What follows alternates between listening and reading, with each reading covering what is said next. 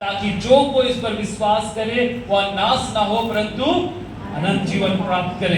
तो वो अनंत जीवन देने वाला प्रभु के सन्मुख हम आए हैं और वो यीशु मसीह बन करके, यीशु मसीह आया इस संसार में मनुष्य बन करके और हमारे बीच में रहा और वो सारी चीजों को पूरा करने के लिए वो आया था।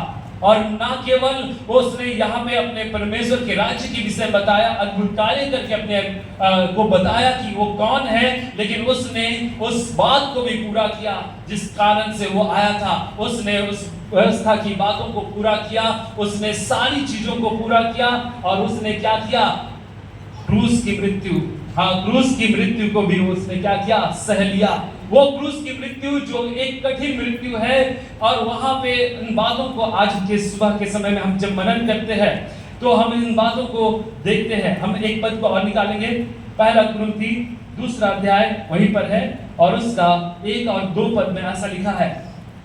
पहला कुरिन्थी 2 अध्याय उसका 1 और 2, हे भाइयों, जब मैं परमेश्वर का भेद सुनाता हुआ तुम्हारे पास आया तो शब्दों का ज्ञान की उत्तमता के साथ नहीं, क्योंकि मैंने यह ठान लिया कि तुम्हारे बीच में यीशु मसीह वरन क्रूस पर चढ़ाए हुए मसीह को छोड़ किसी और बात को ना जानूं। हालेलुया।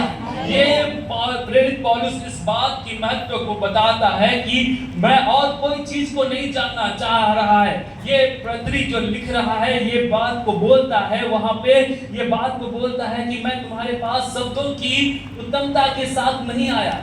मैं जो आया हूं वो क्या है, मैं इस बात को जानूं कि यीशु मसीह वरन क्रूस पर चढ़ाए हुए मसीह को छोड़ मैं किसी बात को ना जानूं। हालेलुया। ये एक महत्वपूर्ण बात है और ये प्रेरित पौलुस इस बात को बोल रहा है और ये प्रेरित पौलुस के विषय में हम इस बात को जानते हैं कि ये पौलुस जो है ये कैसा व्यक्ति था। हम इन बातों को हम देखते हैं, हम निकालेंगे एक बार प्रेरितों के काम उसका 9वां अध्याय, प्रेरितों के काम 9वां अध्याय, इसमें हम इन बातों को देखते हैं जहां पर प्रेरित पौलुस का हृदय परिवर्तन के विषय में लिखा हुआ है। ये प्रेरित जो है, प्रेरित पौलुस जो है ये उस समय जब इसके विषय में लिखा है साउल का हृदय परिवर्तन, और इसके विषय में लिखा है कि ये जो है ये क्या करता था, सताता था।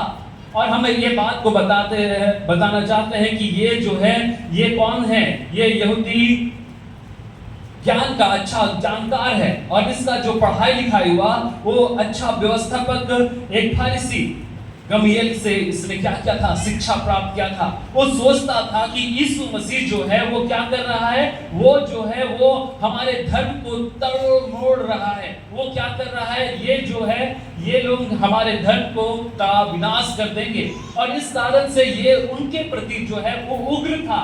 ये चाहता था कि ये जो लोग हैं जो हमारे व्यवस्था की बातों को, हमारे मूसा नबियों की बातों को ये लोग क्या करेंगे, ये लोग बर्बाद कर रहे हैं, ये लोग नहीं मानते हैं, ये लोग यीशु के पीछे चल रहे हैं। ये यीशु कौन है, यीशु मसीह जो खुद को क्या कर रहा है, परमेश्वर करके बता रहा है, अद्भुत कार्य करके अपने साथ लोगों को लिए चल रहा है। ये चीज को वो सोचता होगा कि जो कार्य को आराधना में होता है, जो कार्य के लिए लोग इकट्ठा होते हैं, और ये जो राज्य के विषय में बता रहा है, जो परमेश्वर के राज्य के विषय में बता रहा है, ये राज्य के विषय में तो सदुकी फरीसी ज्यादा जानते हैं। ये लोग जो आराधना को चलाते हैं, जो प्रचार करते हैं, ये ज्यादा जानते हैं ये कौन है। और ये जो है इस भावना से कि ये जो है ये हमारे लिए खतरा है, हमारे धर्म के लिए खतरा है, इसने क्या किया, इसने मसीहों को सताना शुरू किया। इसने ऐसे यीशु मसीह के कार्यों को, उनके चेलों को और जितने मसीह में रहते थे उनको कैद में लेना, मारना, पीटना, ये सारे कार्य करना, ये क्या क्या शुरू किया। लेकिन हम ये इस बात को जानते हैं कि प्रभु का कार्य कभी रुकता नहीं है। और यहाँ पे साउल के साथ ये घटना घटा। जब वो चलते चलते 9:3 में हम ऐसा पढ़ते हैं कि वह दमिश्क के निकट पहुंचा तो एकाएक आकाश से उसके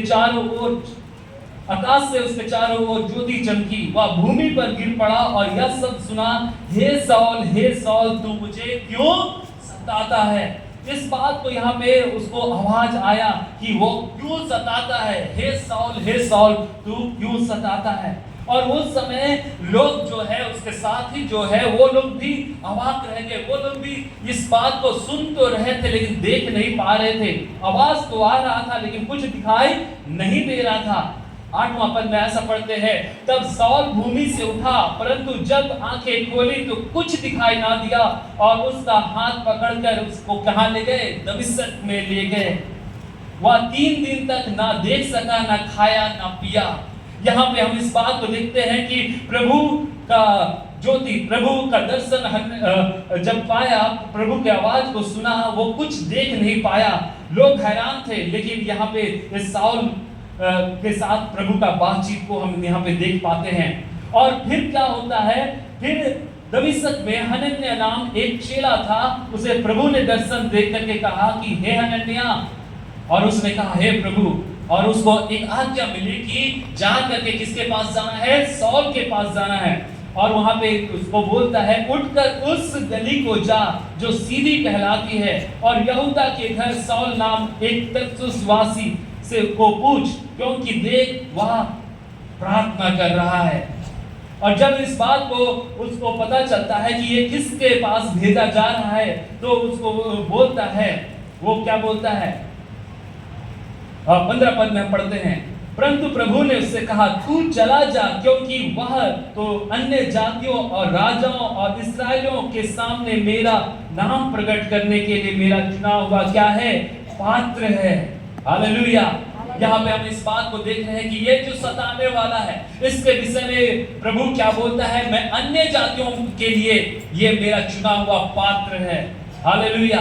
प्रभु कैसे चुनता है, और यहाँ पे हम इन बातों को देखते हैं कि ये जो प्रेरित पौलुस कैसे यहाँ पे उनका जीवन बदलता है। और वो उसके पास जाता है और वहाँ पे फिर क्या होता है, वो 17 पद में हम ऐसा पढ़ते हैं, 17 पद में पढ़ते हैं, तब हनन्याह उठकर घर में गया और उस पर हाथ रखकर कहा, हे भाई सौल, प्रभु अर्थात यीशु उस रास्ते में जिससे तू आया तुझे दिखाई दिया और उसने मुझे भेजा कि तू फिर से दृष्टि पाए और पवित्र आत्मा से परिपूर्ण हो जाए। और तुरंत उसकी आंखें छलके से गिरे और देखने लगा और उठकर बपतिस्मा लिया, फिर भोजन करके बल पाया। हालेलुया। यहाँ पे हम देखते हैं कि ये जो प्रेरित पौलुस जो है ये प्रभु का चुना हुआ पात्र है। अब क्या हुआ, अब सुसमाचार फैलाने के लिए अन्य जातियों में वो प्रचार करने के लिए वो चुना हुआ व्यक्ति हो गया। और हम इनके बारे में हम इस बात को पढ़ेंगे आगे के बातों में, तो हम देखते हैं कि ये अन्य जातियों के बीच में जा करके अलग अलग जगह में जा करके क्या कर रहा है, परमेश्वर के वचन को क्या कर रहा है, फैला रहा है। हालेलुया। हम यहाँ पे हम देखते हैं, हम लोग प्रेरितों की काम 13 और उसका 44 पद में हम देखते हैं, प्रेरितों की काम 13 और उसका 44 यहाँ पे लिखा है, 13 का 44 में, अगले सब्त के दिन नगर में प्राय सब लोग परमेश्वर का वचन सुनने को इकट्ठा हुए। और ऊपर शीर्षक हम पढ़ पाते हैं, पौलुस द्वारा अन्य जातियों में प्रचार आरंभ। हालेलुया। ये अब क्या कर रहा है, अन्य जातियों में प्रचार करना क्या कर दिया, आरंभ कर दिया। और इसके बाद 14 अध्याय में अगर हम देखते हैं, 14 का पहला अध्याय में इकुनियुस में ऐसा हुआ, वे यहूदियों के आराधनालय में साथ गए और इस प्रकार बातें की कि यहूदी और यूनानी दोनों में से बहुतों ने क्या किया, विश्वास किया।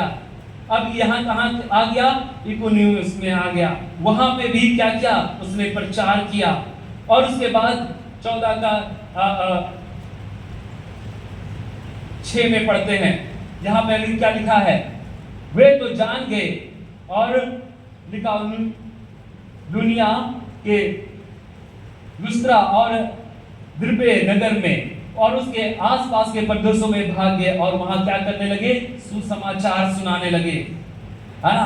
वहां पे से फिर आगे बढ़ते हैं, वहां से हम 14 का 21 पद में पढ़ते हैं, यहाँ पे क्या लिखा है, वे उस नगर के लोगों को सुसमाचार सुनाकर और बहुत से चेले बनाकर लुस्त्रा और और अंताक्या को क्या किए, लौट आए।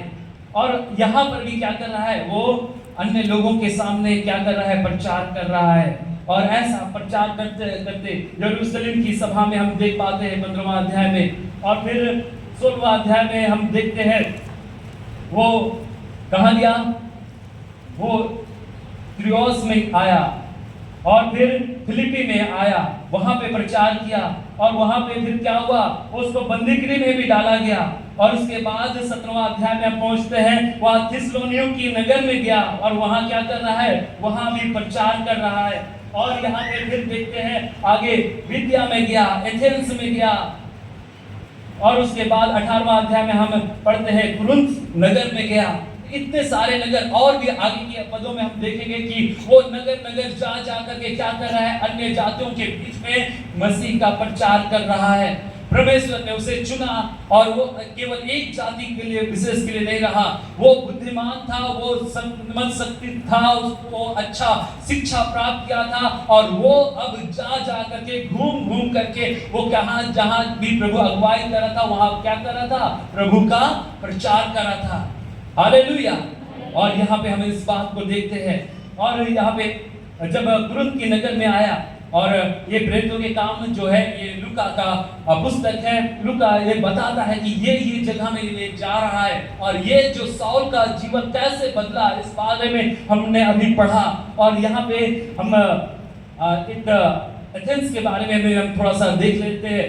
यहाँ पे लिखा है 16 अध्याय में, जब पौलुस एथेंस में उनकी बाट जो रहा था, तो नगर के मूर्तों से भरा हुआ देखकर उसका जी जल गया।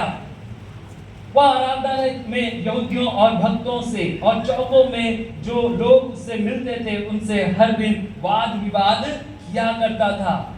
हम लोग पढ़ रहे हैं प्रेरितों की काम 17 अध्याय और उसका 16 पद से आगे।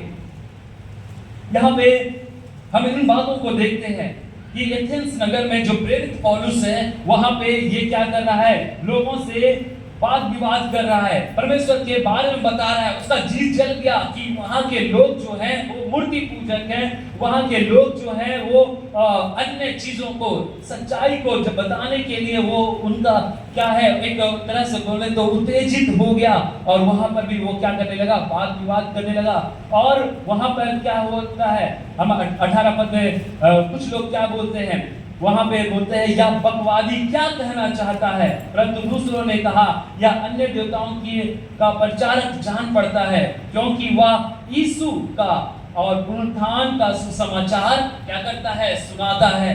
यहाँ प्रेरित पौलुस क्या कर रहा है, ये जो यीशु मसीह का और उसके पुनरुत्थान का क्या कर रहा है, सुसमाचार सुना रहा है। ये लोग इस बात को बोल रहे हैं। और एथेंस के जो लोग थे, वो लोग क्या थे, वो लोग जागरूक लोग थे, वो लोग तर्क करने वाले लोग थे, वो लोग मिलकर रहने वाले लोग थे, वो लोग नई चीजों को जानने का उत्सुक रखने वाले लोग थे, वो लोग विचारों को सुनते थे। और हम इन बातों को हम पढ़ पाते हैं 21वां अध्याय में 21वां पद में, वही प्रेरितों का काम 17 और 21 में ऐसा लिखा है, इसलिए सब एथेंस वासी और परदेशी जो वहां रहते थे, नई नई भाषा कहने और सुनने के सिवाय और किसी काम में समय नहीं बिताते थे।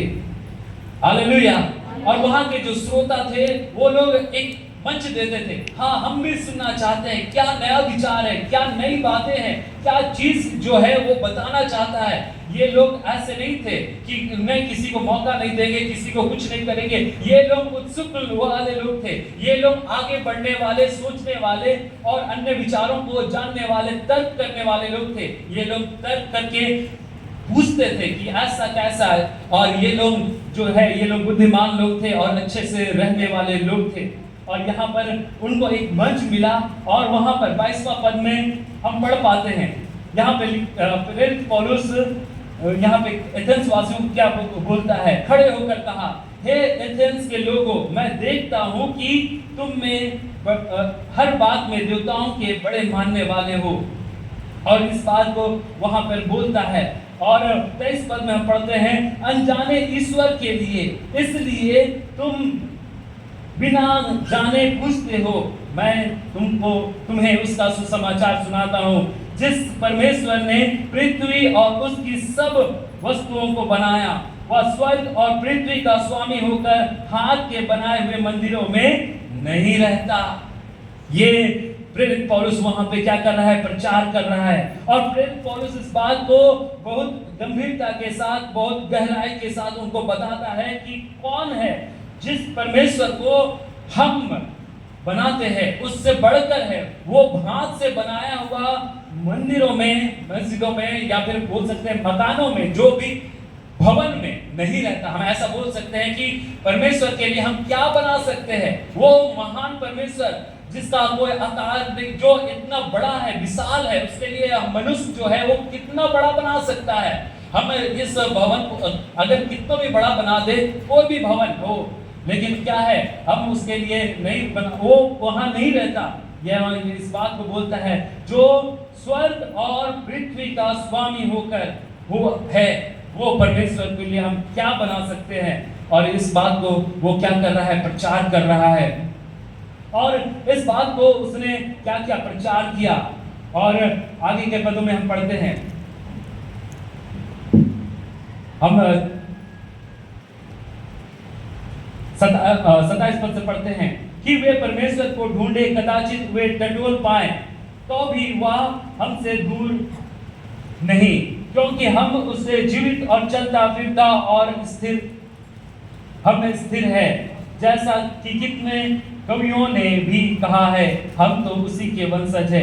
अतः परमेश्वर के वंश होकर हमें यह समझना उचित नहीं कि ईश्वर का सोने या रुपए या पत्थर के समान है, जो मनुष्य के कारीगरी और कल्पना से गढ़े हों। यहाँ पे इन बातों को क्या बोल रहा है? प्रेरित पौलुस उनको बता रहा है। और जब इन बातों को बता रहा है तो वो वहां पे 32वां पद में हम पढ़ते हैं। 32 पद में लिखा है, मरे हुओं के पुनरुत्थान की बात सुनकर कुछ तो ठट्ठा करने लगे और कुछ ने कहा, हम तुझसे फिर कभी सुनेंगे। यहाँ पे क्या हो रहा है? यहाँ पे उसको एक मंच दिया गया, उनको अपनी बातों को रखने के लिए बताया गया। और प्रेरित पौलुस एथेंस वासियों को बहुत अच्छे से परमेश्वर के विषय में बता रहा है, और उसके राज्य के विषय बता रहा है, सृष्टिकर्ता कौन है इसके विषय बता रहा है, हम किसकी आराधना कर सकते हैं और वो कहाँ रहता है, हम उसकी खोज में हैं, वो कौन है, वो क्या है, इसके बारे में वो बता रहा है। लेकिन यहाँ पे वो लोग जब पुनरुत्थान के बारे में सुने, और वो लोग क्या करने लगे? ठट्ठा करने लगे। पुनरुत्थान के विषय में सुनकर के क्या करने लगे? ठट्ठा करने लगे कि यीशु मसीह का पुनरुत्थान कैसे, है ना, जो मर जाता है वो पुनरुत्थान कैसे। और वो लोग ठट्ठा करने लगे, क्योंकि वो लोग क्या थे? तर्क करने वाले लोग थे। वो लोग क्या थे? बुद्धिजीवी लोग थे। वो लोग ज्यादा ही इन बातों को कि कैसे ऐसा हो सकता है, और ये बात के लिए वो लोग क्या कर रहे हैं? ठट्ठा कर रहे हैं, ठट्ठा कर रहे हैं।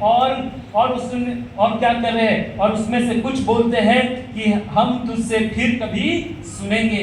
आज के सुबह के समय में हमें भी इस बात को जाने कि हम में से भी बहुत सारे लोग जो अब हम प्रभु के वचन को सुनाते हैं, विश्वास नहीं करेंगे। हमें केवल इतना ही करना है कि परमेश्वर के विषय में बताना है, उसका क्रूस के विषय में बताना है। लोग क्या कहते हैं इस बात से नहीं, लोग क्या समझते हैं नहीं, लेकिन परमेश्वर जो कार्य को किया, जो महान कार्य को किया, जो कलवरी क्रूस का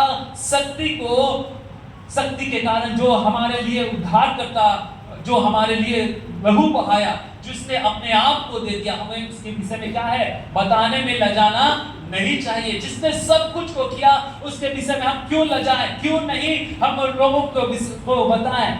लोग माने ना माने, यहाँ भी एथेंस वासी क्या कर रहे हैं? उनको ठट्ठे में उड़ा रहे हैं कि कौन हो ऐसा है जो पुनरुत्थान की बातें करता है। ऐसा कोई हो नहीं सकता, ऐसी कोई बातें नहीं हो सकती है। लेकिन उसमें से भी कुछ लोग ऐसे थे जिन्होंने कहा कि हम क्या करेंगे? फिर कभी सुनेंगे। आज के समय में भी ठोकर लगता है, तकलीफ लगता है। लोग कहते हैं कि कैसा जो कलवरी क्रूस में ठोका गया, जो अपने आप को भी नहीं बचा सका, वो आपको कैसे बचाएगा? जो क्रूस में अगर वो परमेश्वर था तो परमेश्वर कैसे मर सकता है? अगर ये परमेश्वर है तो वो मर गया, वो आपको नहीं बचा सकता है। वो कैसे बचा सकता है? वो नहीं बचा सकता। आप लोग ऐसे कह सकते हैं, लेकिन हम इस बात को जानते हैं कि परमेश्वर जो है वो सारी बातों को क्या कर रहा था, पूरा करने के लिए आया था। हम लोग निकालेंगे मत्ती रचित सुसमाचार उसका 27वां अध्याय और उसका 39 और 40 पद। मत्ती रचित सुसमाचार 27 और उसका 39 और 40 पद। यहां पे ऐसा लिखा है,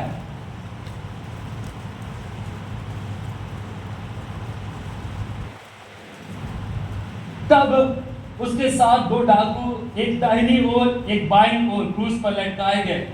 आने जाने वाले सिर हिला हिलाकर उनकी निंदा करते थे और कहते थे, हे मंदिर के ढाने वाले और 3 दिन में बनाने वाले, अपने आप को तो बचा। यदि तू परमेश्वर का पुत्र है तो क्रूस पर से उतर आ। इस रीति से प्रधान याजक भी शास्त्रियों और पुण्यों समेत ठट्ठा करके कहते थे, इसने औरों को बचाया और अपने आप को नहीं बचा सकता। या तो इस्राएल का राजा है, अब क्रूस से उतर आए तो हम क्या करें, विश्वास करें। ये क्या कह रहा है कि अगर ये परमेश्वर का पुत्र है तो आप उतर आ। परमेश्वर का पुत्र है, आप अद्भुत कार्य करते हैं, आप सब कुछ कर सकते हैं, तो आपको क्रूस में कौन रोक सकता है? आप उतर आइए। आप अगर उतर आएंगे तो हम क्या करेंगे, विश्वास करेंगे कि आप ही परमेश्वर हैं। हम विश्वास करेंगे, है ना। ऐसा करके वो लोग क्या कर रहे, ठट्ठा कर रहे हैं, मजाक में उड़ा रहे हैं इन बातों को। वो लोग इस बात को हम यहाँ पर देखते हैं कि वो लोग क्या कर रहे हैं, ठट्ठा कर रहे हैं, कह रहे हैं साबित करके दिखाओ। यदि वो नीचे आ जाएगा, अपने आप को बचा लेगा, तो हम क्या करेंगे, हम उस पर विश्वास करेंगे। प्रकट कीजिए कि आप वो हैं जो आने वाले थे, आप वो हैं, मसीहा हैं, आप ही हैं। आप इस बात को क्या करें, उस बात को प्रकट कीजिए। और हम लोग इस बात को हम पढ़ते हैं कि वो कमजोर नहीं था कि क्रूस में ही वो लटके रह गया, ये उसका निर्णय था। वो क्रूस रोक नहीं सकता था, लेकिन ये प्रभु की इच्छा थी कि वो सारी चीजों को क्या करे, पूरा कर दे। वो उस समय भी सामर्थ्य था जब वो उसको पकड़ने के लिए लोग आए। हम लोग यूहन्ना रचित सुसमाचार में हम इस बात को कई बार मनन किए हैं। हम यहाँ पे यूहन्ना रचित सुसमाचार 18 अध्याय और उसका 6 पद में हम पढ़ते हैं। 5 पद से ऐसा पढ़ते हैं और 4 पद से पढ़ते हैं। यहाँ पे ऐसा लिखा है, यूहन्ना 18 और उसका 4 पद। तब यीशु ने उन बातों को जो उस पर आने वाली थी जानकर निकला और उनसे कहा, किसे ढूंढते हो? उन्होंने उत्तर दिया, यीशु नासरी को। यीशु ने कहा, मैं हूं। उसका पकड़वाने वाला यहूदा भी उनके साथ खड़ा था। उसके यह कहते ही मैं हूं, वे पीछे हटकर भूमि में गिर पड़े। हालेलुया। केवल बोली मात्र से वो लोग क्या हुए, पीछे हटकर गिर पड़े। वो ऐसा नहीं था कि कमजोर था, वो ऐसा नहीं था कि वो इस समय वो ताकत नहीं रखता था, उसको उसकी इजाजत के बिना पकड़ पाना भी असंभव था, लेकिन वो उसने अपने आप को प्रकट किया। जिसे पकड़ने वाले आए हो, जिसे ढूंढते हो, वो कौन है? वो मैं हूं, मैं ये हूं। और मैं हूं कहना ही उसके उन लोगों के लिए इतना सामर्थ्य था कि वो लोग पीछे हटकर क्या हुए, गिर गए। और वहां पे पतरस भी क्या किया, तलवार चला दिया और मलखुस का कान भी उड़ा दिया। और यीशु मसीह वहां पर भी प्रकट किए कि मैं इस तरह से युद्ध के साथ मैं राजा होने के लिए नहीं आया हूं। मेरा जो लड़ाई ऐसा नहीं है, मैं राज ऐसी तरह से करने वाला नहीं हूं। वो उसने मलखुस का कान उठा करके फिर से उसको क्या किया, चंगा कर दिया। हालेलुया। ऐसा महान परमेश्वर जो सामर्थी परमेश्वर था, और ऐसा परमेश्वर जिसने सारी चीजों को पूरा करने के लिए अपने आप को हमारे बीच में दे दिया। और हमें एक पद को पढ़ते हैं इसी का, यूहन्ना 18 और उसका 36 पद में ऐसा लिखा है। यूहन्ना 18 और उसका 36 पद में यहाँ पे लिखा है, पिलातुस ने उससे कहा, तो सत्य क्या है? 36 पद, सॉरी। यीशु ने उत्तर दिया, मेरा राज्य इस संसार का नहीं। यदि मेरा राज्य इस संसार का होता तो मेरे सेवक लड़ते और मैं यहूदियों के हाथ सौंपा ना जाता, परंतु मेरा राज्य यहाँ का नहीं है। हालेलुया।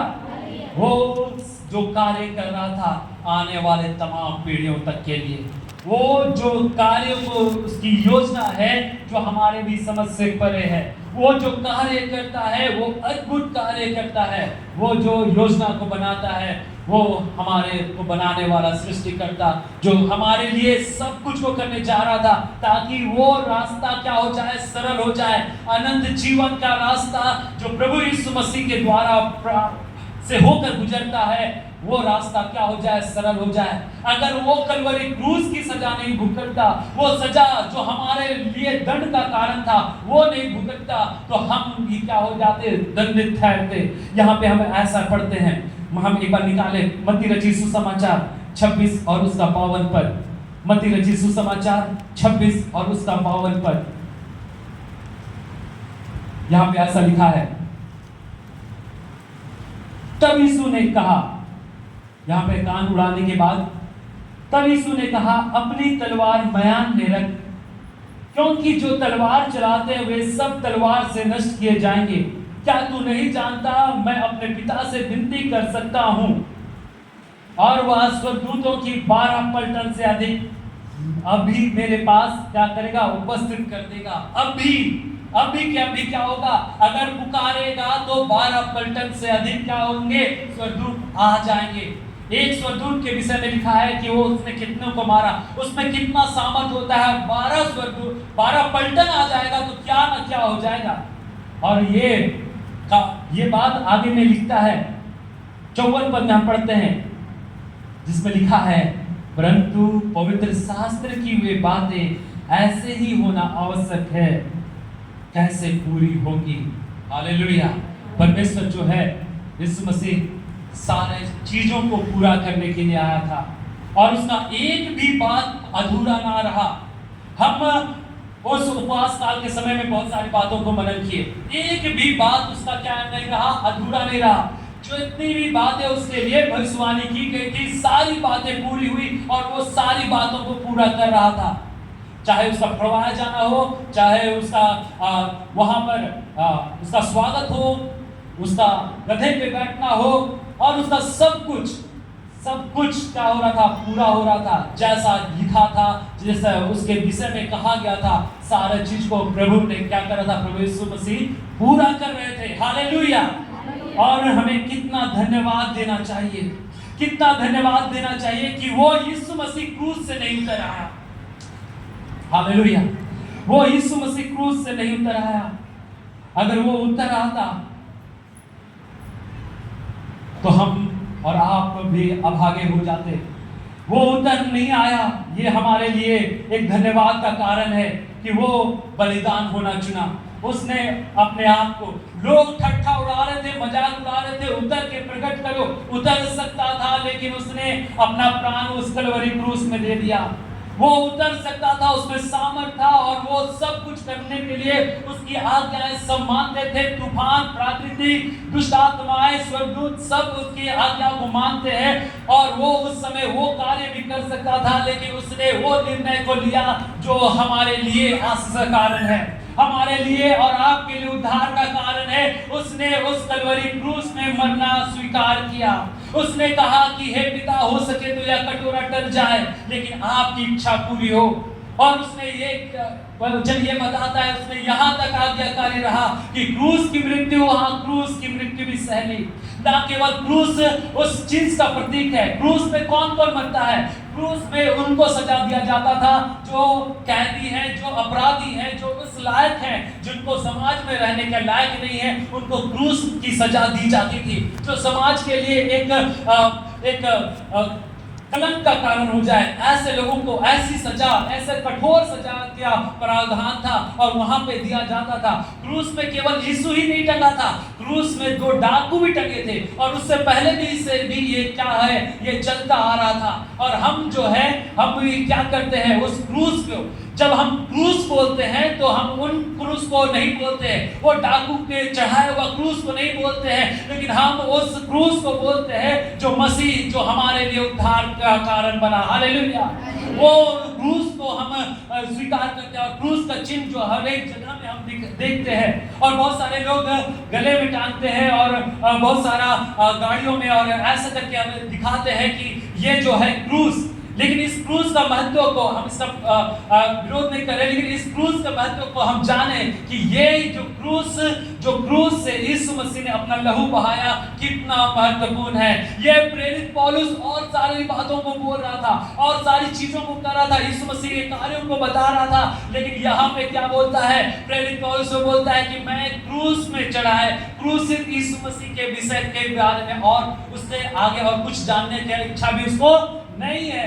ये सामर्थ्य कार्य हमारे और आपके लिए प्रभु यीशु मसीह ने किया। वो निंदा सहा, वो क्रूस जो है अपराधी का जगह को, हमारे अपराधों के लिए वो उस जगह को ले लिया। उसमें ऐसा कोई भी दोष नहीं पाया गया कि वो क्रूस की सजा को भुगते, वो ऐसा कोई भी कारण नहीं था। पिलातुस भी क्या किया?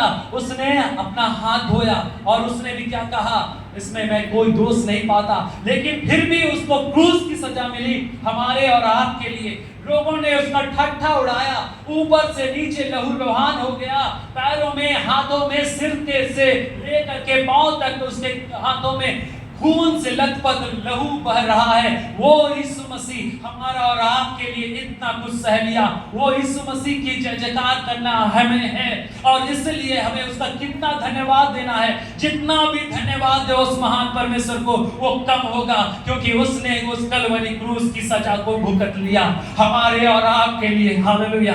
वो परमेश्वर जो हमारा और आपका परमेश्वर है, वो परमेश्वर जो हमारा और आपके लिए अपने आप को दे दिया, वो परमेश्वर उसने उस चीज को स्वीकार किया। अगर वो उत्तर आता लोगों की बात सुन करके, लोगों के लिए कि अपने आप को प्रकट करे कि वो परमेश्वर है, तो हम और आप उसी अवस्था में पड़े रहते हैं। प्रभु का धन्यवाद, प्रभु आपका धन्यवाद देते हैं कि आपने हमारे लिए उस कलवरी क्रूस की सजा को भुगत लिया।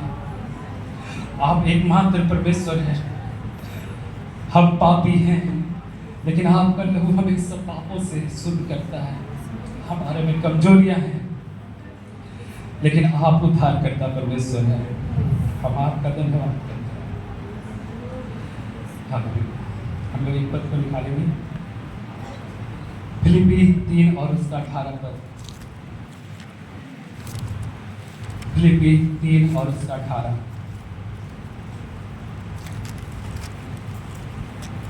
यहाँ पे ऐसा लिखा है, क्योंकि बहुत से ऐसे चाल चलते हैं जिनकी चर्चा मैं तुमसे बार बार की है और अब भी रो कर कहता हूँ कि वे अपनी चाल चलन से मसीह के क्रूस के बैरी हैं।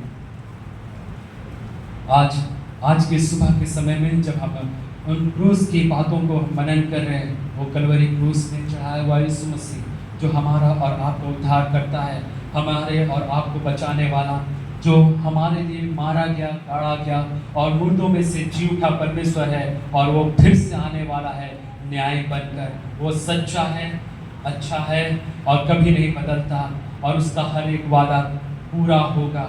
Hallelujah, hallelujah. और महान परमेश्वर, हमारे लिए सब कुछ करने वाला परमेश्वर, आइए हम लोग उस महान परमेश्वर को धन्यवाद दें, मुंह खोल करके धन्यवाद दें, और जितना भी उसको धन्यवाद दें वो कम होगा। एक पद को हम लोग पढ़ेंगे, यूहन्ना रचित सुसमाचार 1 अध्याय और उसका 12 पद। यहाँ पे ऐसा लिखा है, यूहन्ना 1 और उसका 12, परंतु जितनों ने उसे ग्रहण किया उसने उन्हें परमेश्वर के संतान होने का अधिकार दिया, अर्थात उन्हें जो उसके नाम पर विश्वास करते हैं। हालेलुया। हम जो उसके संतान हैं, परमेश्वर के वचन को सुनते हैं और उसका मसीह के क्रूस को के नाम को, उसके नाम को लेने में शर्मिंदा महसूस ना करें, जिसने वो शर्मिंदा को भी त्याग दिया। लोग ठट्ठा में उड़ा रहे थे, लेकिन क्रूस की सजा को उसने भुगता। लोगों के सामने हर बात लोग स्वीकार नहीं करेंगे, विश्वास नहीं करेंगे, लेकिन हमें प्रभु के वचन को जब हमने जाना है, जो प्रभु हमारे जीवन में जो कार्यों को किया है, हम उसके लिए प्रभु को धन्यवाद दें। आइए हम अपने स्थान में खड़े हो जाएंगे, उस महान परमेश्वर को धन्यवाद दें।